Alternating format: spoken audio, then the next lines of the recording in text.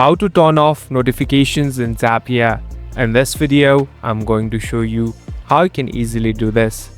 First of all, go to this website name zapier.com. Now this interface will pop up. Here on the right top, you can find your profile icon. Simply tap on your profile icon and here tap on settings. So basically we're in this settings interface. Here you can find different options and even customize it.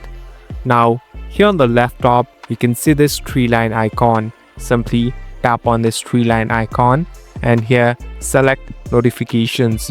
So this is the place where you can easily customize it. Simply tap on notification settings. Now you can easily edit and modify the notifications as you like. So it's up to you and the way you want to customize. At last, you can simply go back and you're all set to go. Thank you for watching this video.